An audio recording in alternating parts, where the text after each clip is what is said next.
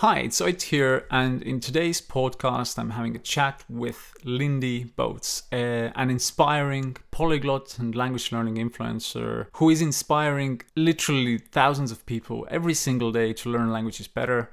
So I'm sure that this chat will be immensely useful for you and your language learning efforts as well. We covered topics like how does Lindie learn languages herself, what are the main things that people do wrong and make them fail in learning a language, and on the other hand, what are the things that people who are successful in language learning do that make them stand out. It was such a useful chat. Take time to listen all of it because it's really good. And in general, it was such a blast to have this conversation with Lindie because I'm a big fan of hers. I've been for a long time. So enjoy. Not going into specific numbers of languages, you have an incredible amount of them as well. And you have learned many of them. So where did it start? Even the love for languages, like where does it stem from? Well, that's a fantastic question. It's actually hard to answer because every new language that I learned, often those will be languages that I didn't even know much about or wasn't even curious about until something happened, like a situation that makes me really interested in it. So I can't say overall like, oh, this is where my love of languages started, because they keep popping up. But I would say I did attend international schools growing up, which is why I don't have a traditional South African accent, I guess. And I mean, I was always exposed to languages all around me. I understand that's sort of a very privileged or very blessed situation to be in, to be surrounded by so many languages. So I've always had that curiosity. I've had friends from all around the world, and I found myself sort of attracted to speaking to people who are from a different culture or background from I am, and to learn from them. But I didn't take language learning very seriously at school. I had Arabic and French, a little bit of Spanish for a few months at school, and I just really saw these as school subjects. And it was only halfway through the last few years of high school that I really took language learning seriously. And I think the interest there stemmed from, this is a new skill, a new way of thinking, a new way of communicating with people, making friendships, accessing new content, music, information in different languages. I really started only seeing the value in languages towards the end of high school. Yeah, for me, it's the same thing, because I'm a kind of like an unbearable pragmatist in a way that it needs to make sense to do something. Yeah. I started really seeing the value of languages being a translator and translating novels, translated from German, from Spanish, from French, just during university. And I think I wouldn't have learned these languages very kind of efficiently if I wouldn't have seen that, oh, I can translate novels at the same time. It's like, oh, okay, this guy received a Nobel Prize, I can translate him. What is this? You know? Yeah. And then you can apply this into somewhere. But some people just learn from the love for the language. But I think it doesn't work for me. It needs to give something, you know? Yeah, there's a really fine line between like what is the utilitarian value of this language versus what am I interested in personally and what do I enjoy. And I had a really interesting call with somebody yesterday, and bottom line, they asked me like, what should they do? Should they go back to a few languages that they gave up and didn't learn, or should they start afresh by learning Japanese from scratch? And they felt like, what is the value of starting a new language when they feel they've seemingly failed with a few others that they never finished? Yeah. And it was very hard for me to answer that question because I really do think language learning is extremely personal. So we had to frame the problem in two ways. I'm like, well, for one, you could say, well, Japanese has this utilitarian purpose for your future and the job you want to do, whereas the other languages that you gave up a while ago might be things you're interested in as a hobby. And all of this has purpose. There's value in every single language, yeah. But it's a super personal decision as to which ones you're going to learn. Yeah, and it clicks also on a different level, because my partner, for example, her heritage is Russian. She has only tasted Russian a little bit in school, but I see that we have some Russian in the Estonian culture as well, and if some Russian comes up, something clicks with her on a very personal level. It's just like on a DNA. It's just like some DNA base clicks on a very specific, deep level, and she's like, oh, okay, okay. And now she started learning in Speakly as well, like 30 words per day. And it's so cool to see that the motivation and everything is so different, because it's a part of her DNA or identity from her heritage, right? So it's so personal. I have the same thing with German, because of the weird fact that I'm such an introvert. It might not seem like that, but just the biggest introvert on planet Earth, and then having my best friend for my whole childhood was German television. ProSieben, Seit 1, like Europe, just my best friend, always playing in the background, and it forms a part of my identity. So if somebody asks like, "What's your favorite language?" I'm like, "German is my best friend." It's like, yeah, that's special. Do you have some? So what's your? It's a loaded question. What's your identity, Lindie? Oh no! Don't make me cry. But do you have some languages that are kind of like you feel that are in your DNA like that? Yeah, I mean, I am a native Afrikaans speaker, and it's a very weird space for me to be in, not having grown up in South Africa for a long time, but speaking it with my family. When I go back to South Africa after being overseas for a long time, it's always like this weird dissonance between like, I am Afrikaans, but I don't understand your humor, your culture, but I speak your language. And then native Afrikaans speakers will say, oh, when you speak Afrikaans, you sound so formal. So it's hard to like build my identity upon being Afrikaans as a language. But sort of touching on what you said about the languages that you have this like personal connection with, like German, for me, it's probably Korean, because I've learned it the longest. It's going on 11, 12 years now, and that's a huge part of my life. My entire adulthood, as I know it, has been hugely influenced and part of experienced in Korean. But there's something, I don't know how to explain it, that you get with every now and then with a language, you'll feel like more motivated than other languages before, or there's something in you that has, and I don't know why, but that happens with Hungarian, and I don't have it with French or Spanish or Tagalog. It's something in Hungarian that I don't know if it's the just that I've never experienced it before, and it's so different from what I've known, or if it's the challenge of this really complex grammar. But I can't say I have a favorite language, but Hungarian is pretty high up there. Yeah, by the way, Hungarian is very interesting because it's a sister language of Estonian and Finnish. And Finnish and Estonian are very, very similar, but literally Hungarian and Estonian only share like 2 words. It's like rubber mattress is the same word. Literally, like, and everything else is totally the same, totally different. Yeah. I'm like, what is that? How are those even related? It's so weird. Yeah. But coming back to the identity of languages. So it's a real love story. 11 years Korean, right? So hence the differences in the maybe understanding humor and just forming yourself in some language culture, right? Because would you say that you as a person you tend to go into, like, as a personality, you go into Korean cultural space more, right? Or something like that? Yeah, it's definitely very situational. When I started learning Korean, I had a lot of Korean friends at school around me, and my mom was an English tutor, and the majority of her students were Korean. So every weekend we'd have a lot of Korean people around our house, my mom's students, our friends. So I heard it around me a lot, and going to university, we had a lot of Korean students at uni. So at that point in my life, it was really important to me. Now, I don't really think I have a single Korean friend in Singapore. So, well, I don't really have Hungarian friends here either. But I mean, with the internet, you can meet anyone anywhere. But it's definitely a situational thing. At that point in life, I was exposed to Korean a lot more than I ever was with any other language. Yeah, for sure. It's a funny thing you said, that if you go back to South Africa, you feel kind of like a little bit as a foreigner because of the maybe differences, or you being very formal in your speech or something.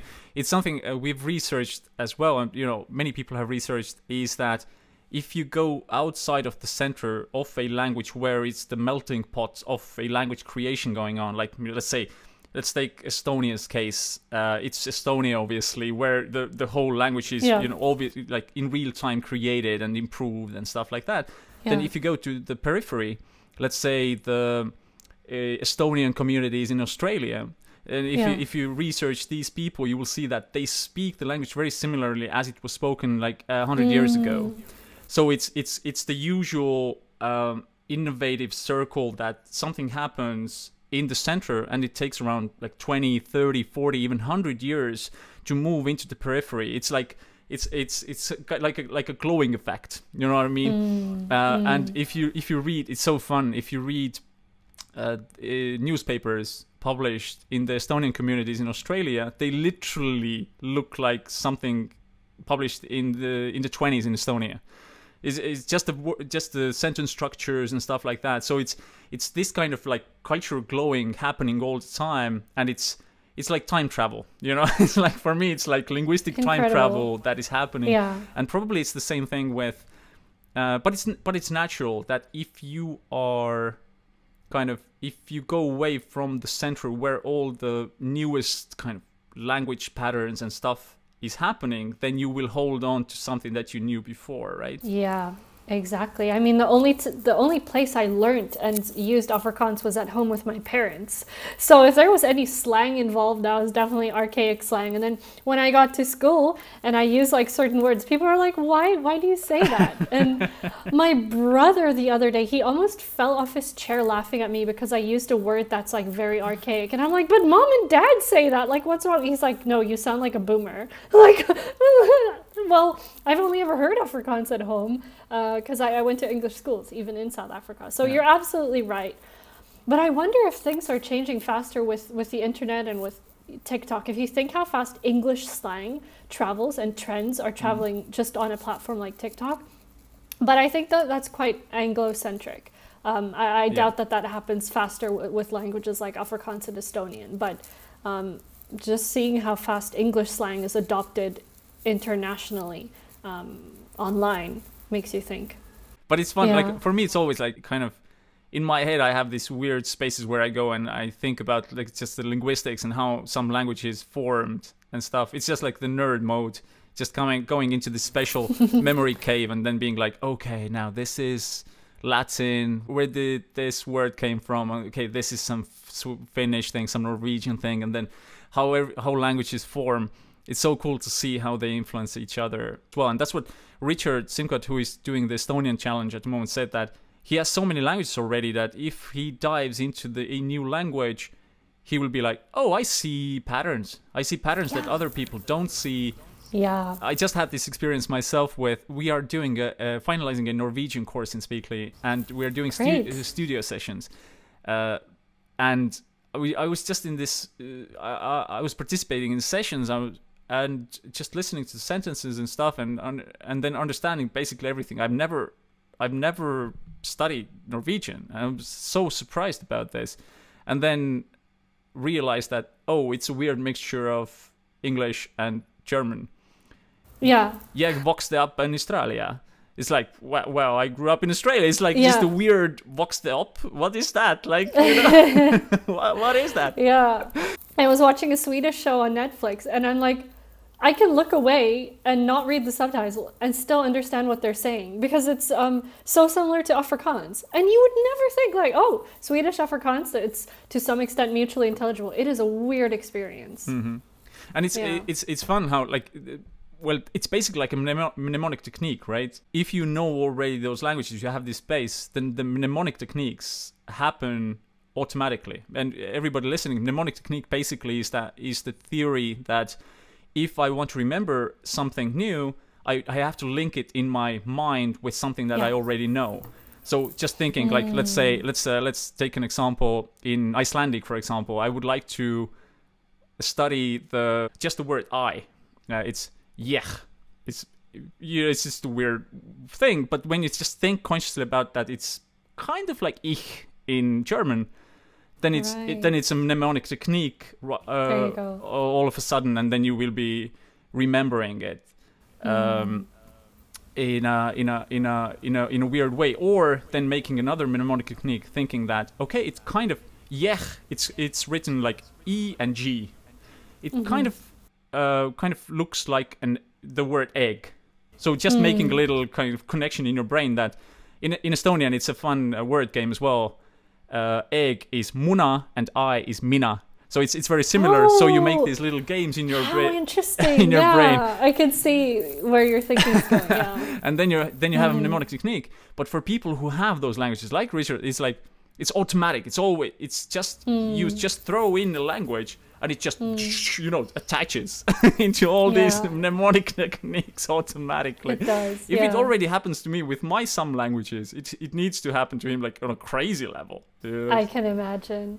And it's really true then that people say the more languages you learn, the easier it gets. And people are really impressed by polyglots, and not that they shouldn't be, but I think sometimes that's a little misplaced. It's not like polyglots have some magic DNA that makes them learn faster. It's really the combination of time, effort, and exposure to multiple languages where you can start drawing these patterns like, oh, Japanese has this grammar structure, so does Korean. The time it takes me to learn a new grammar structure in Japanese is half the time it took me to learn Korean. Because I was translating from English or Afrikaans into Korean trying to understand this grammar. As soon as I started learning Japanese, I'm like, it's like Korean, got it. So A equals B, got it. Instead of like A, okay, this is completely new to me. Yeah, exactly. It's definitely, the more you learn it, the easier it gets. Exactly. I was just doing a video about the compound effects, and it's exactly the same thing, that 1 + 1 doesn't equal 2 if you have been consistent enough for an X period of time. When you're beginning, one action equals 1 and stuff like that. But when you already have the habit, let's say you've studied 50 days in a row. Usually it takes about like 14 to 33 days to form a habit. That's research is very confused about this. People say different things, but when it happens, then 1 + 1 doesn't equal 2 anymore. It's 4, 5, even 10.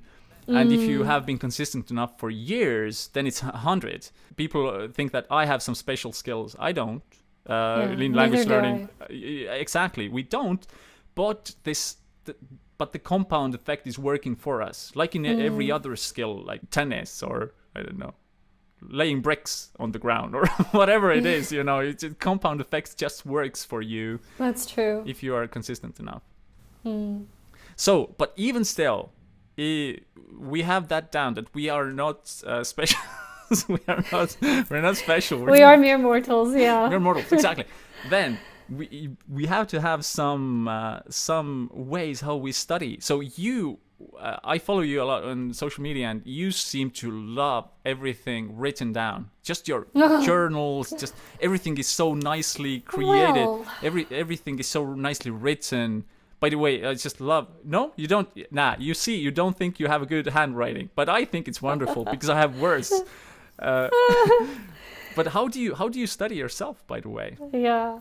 Okay, I think you're right. I do enjoy that. But it's the easiest to upload that type of content to social media. See. It's much easier to snap a photo of my notes than to record myself speaking to my friend. Yeah. I would say I actually spend the majority of my time listening and speaking. I'm always listening to podcasts. I'm very blessed that when I do UI design work, a lot of it is just visual. I can listen to stuff at the same time. I'm not always typing content.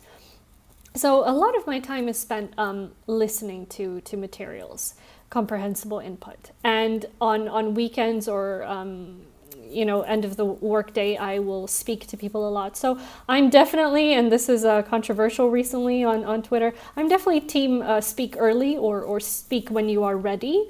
It makes me happy. Like that's what I value in languages, is to try and speak as much as you can, even if you're stumbling over your words. So that's how I learn, by talking to people, listening to them, and picking up the language as I go along. That being said, I do physically enjoy writing. I'm also a very sentimental person, so I want to track everything, write it down, remember stuff. And the research is there that writing something down does help you remember it more. But again, there's a fine line between writing down everything. I'm very against copying down explanatory paragraphs from a textbook. So you have to be very strategic about what you write down. I wouldn't write down all of the new vocabulary I've seen in an article, for instance. Just the main keywords and short phrases. So it's a mixture of a lot of writing and comprehensible input and speaking practice for me. For sure. My brain explodes if I watch a, let's say, a page in a book, for example, and then I have this OCD brain that I see the kind of statistical value or relevance of words in real time when I read them. And then it's like, if I should write a because we have researched this in Speakly for such a long time, so if I watch if I watch a word, let's say like a spoon, I would know where it kind of is in the real life statistical relevance of usage. I hear you. And then if I just look a page in a book, all I see is just like 89% of words that are never used in speech, and then some of them that are then that wouldn't even make sense for me, just from this pragmatic point of view that I want to start speaking the language. I don't need these words for sure. Even like if somebody wants to be perfectionist, that's fine. But just to be very realistic about what I need to have a conversation, let's say in Italian with you, like 90% of these words are not needed. We are not going to use them. So it's copying everything just in a random way. It doesn't make sense anyways. Absolutely. It's just kind of what I need, and because people have like 10 minutes per day or 15 minutes per day usually to study something, a language, and if they don't, and if they don't reach any success states that I can say this now, then it doesn't float well. They just won't continue. You were saying this about person that they experienced. You had a call with yesterday. Yeah. They experienced that. It didn't go well learning from the beginning, and probably that's the case, that people are just surrounded with a lot of material that won't give them this instantaneous feeling of I can use something, right? How do you overcome this? Like, do you kind of consciously think that, okay, what is needed for me in a language, what is not? It definitely takes a while. I think when we start learning, and those of us who are exposed to a school language learning environment, we learn what is given to us. Your teacher will give you a worksheet of vocabulary about the house and furniture, and she's like, learn this for your test tomorrow. And we are trained that like what you see is what you need to study and know.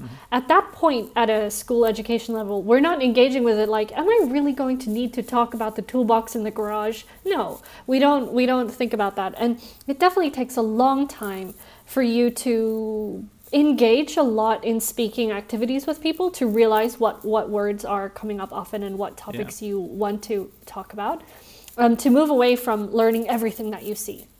And then the other thing is that we're so surrounded by free information everywhere, and a lot of these sort of free apps and textbooks that we get are providing us with the same basic beginner content, which is great for like a phrase book or if you're just wanting to get a tester in the language. But you're not going to get very far if you're just learning fruits, colors, and greetings. So what I do is I try and learn a basic grammar structure first, learn a few vocabularies here and there, and try to create my own sentences up front, and then practice using that with people. So I'm going to sound like a broken record or sound really stupid at the beginning, but I try and decide what I want to talk about first.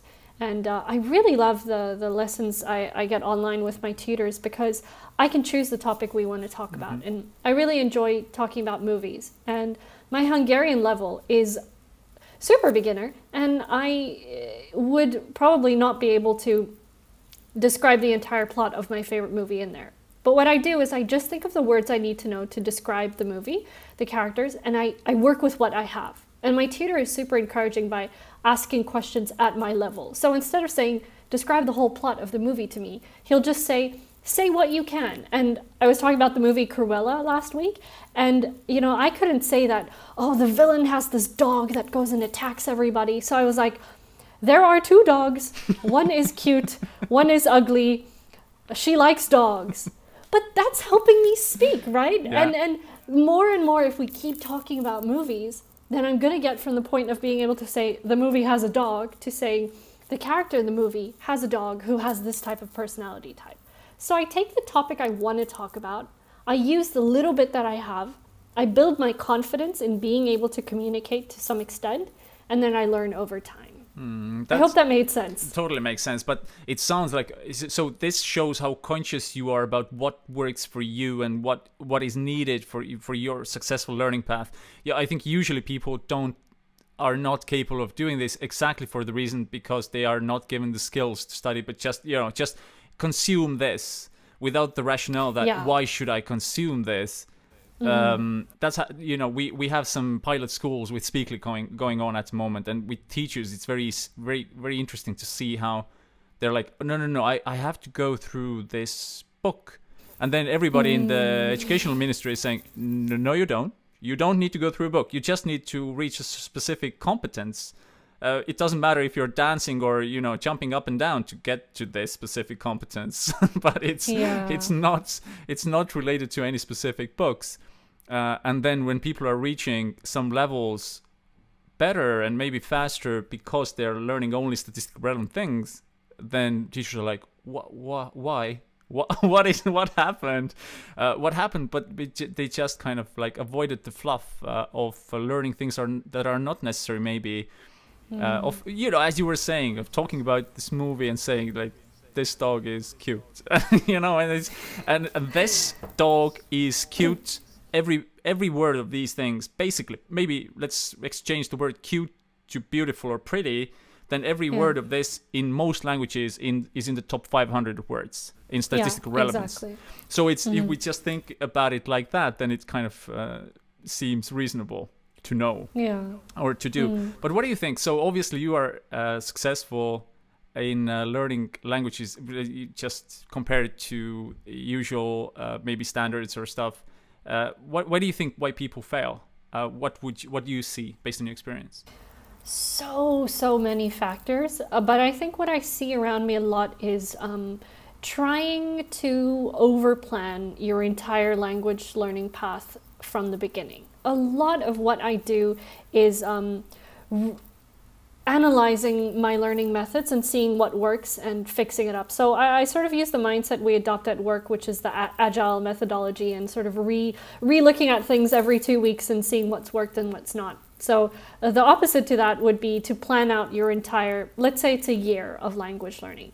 And you say, it's January right now, and in December I want to be able to speak at this amount, so I need this textbook and this app, and I need to do, and you're spending so much time planning something out, but you don't even know what the experience is going to be like. I would rather break it into much smaller pieces and say, I'm going to try with what I have. I'm not going to try and find every single resource out there. I'm going to start with the little that I do have, try it out for a week, 2 weeks, go back and see if it's worked, and then rejig it and go on. So I think one thing, I wouldn't say that's where people fail, but that's where people get caught up too much. Not actually learning a language, but over planning and trying to figure out what works without even trying it out first and seeing if it works. And what works for me is not necessarily going to work for you, and vice versa, right? Some people love watching kids shows. I would fall asleep. It would just bore me so much. But other people say that that's just the most fantastic way. And you're never going to know unless you don't try. So you can't prepare for something that you haven't experienced. And then the other thing is comparing yourself to, like, you're on page 1 and you're looking at someone's page 100 and you're like, I can't do this. How are they so ahead of me? But you don't see the time and effort that goes in behind that. So I guess that ties into a similar thread. Like you think and you compare too much, but you're not actually sitting down and getting the learning in. Yeah, for sure. I had this experience yesterday. It was my mother-in-law and my partner. They had a little discussion. As I was mentioning, she's studying Russian at the moment, and mother-in-law obviously is a native Russian. And then they had a little conversation, and my partner was very proud with her progress. And then the mother-in-law was saying that, well, what are you going to say now? You don't know words like a hammer or the toolbox or something like. It's basically something like that. Yeah. Basically making my partner feel that, okay, how can I have the whole language when I'm just Yeah. starting. It's not possible, and so many people look at that like that, you know, and it needs to be perfect right away. So it's this weird dissonance, right? So how do I start with step one and have the whole thing right away? Yeah. Like my dear mother has this, for example. She's learning Spanish at the moment with Speakly as well. And she's like, oh, okay, I don't want to study things that I don't know. Because when I study things that I know, it makes me feel good. And then I'm talking to her like, okay, how are you even going to study anything if you're studying only things that you know? She has like 100 words in Spanish, and she's always repeating those. She's like, no, I don't want to study new things because it's scary, and I don't, you know, it's like just the weird dissonance. People have so many, they just fear the language from that point of view. That okay, I don't want anything new because it's so scary. Or the opposite is like over analyzing something so much until you 1000% understand it, instead of accepting that some concepts in one language don't even exist in another language, and you just need to be like, well, okay, that's how this is. I'm not going to say who, but a family member of mine was trying to learn Japanese, and they spent so much time trying to break down the grammar that went behind a phrase. Instead of just approaching it in a chunking method and saying, well, this phrase means this. Yeah. They were like, what does this first word mean? What does the second character mean? I need to understand. And they're not really great at Japanese now because they were nitpicking and looking at it under a microscopic lens instead of just saying, oh, well, that's the phrase, that's how you say it, got it. You don't need to overanalyze it. That comes much later when you're understanding advanced nuances of grammar. When you're a beginner, I think it's much better to just do chunking and phrases like, this is how you say ABC, I'm just going to take it as it is. Exactly, but it's understandable because we have been programmed like that with the grading system and stuff like that, right? Yeah. Because like, you know, I had this fun experiment with one school leader here in Estonia. I told to him that, okay, next year, I think he's going to do it, by the way, it's crazy. But I said, with all your language teachers, please tell them to only mark in green what was correct in the tasks, and not in red what was incorrect. Yeah. So what will happen is 80% will be green, and the people will be like, oh, 80% is green, what the hell? And then we are starting to program people being like, okay, 80% was green, what's happening? And I love that. And basically just reprogramming towards success, then programming towards negatives. But it's understandable if you're programmed for 12 years into just noticing mistakes. Yes. You are going to look into being perfect. For sure. But this is going to hinder you, which is the craziest kind of mind-boggling situation ever. But it's understandable. That's how the system goes. But it's changing pretty rapidly, I think. Yeah. Yeah, something that my friend Mark Bogart and I were discussing in a recent video of mine is that language learning is really humbling.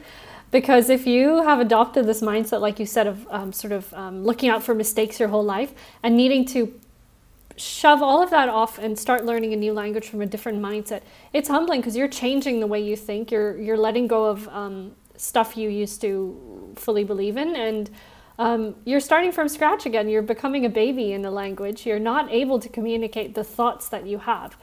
And it does take, I think mindset is a very overlooked part of language learning. It's not just technique. Yeah. It's really your mindset. Yeah, for sure.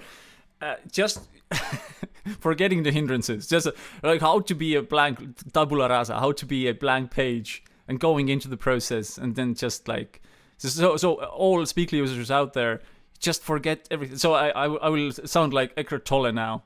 It's just like be in the moment. There is only the present moment. It's like, just don't forget the past, forget the future. Just like, I've always wanted to do that. Okay, now I think after that I'm going to read in some meditations. Just attached to this little video, here as well. We're all Speakly users of forgetting the past hindrances and just letting go. Be mindful. Yeah, it's so funny you say that. I was really stressed this morning and I went to buy some toast. And I was thinking ahead of like what I need to do today and in my week and my future. And I'm like, no, be mindful. All I need to think about is the toast in my hand and the next step I'm taking. So the whole route on the way back home, I'm like, toast, walking, toast walking. And I was like trying to be mindful. It's so funny that you bring that up now. Yeah, exactly. So everybody in their studies as well, just being mindful. I have one friend who is a philosophy doctor. You can be a doctor in philosophy. That's perfect. So he is always telling me that, oh, you don't understand. If you go through the Spiegel studies, you won't read Hegel.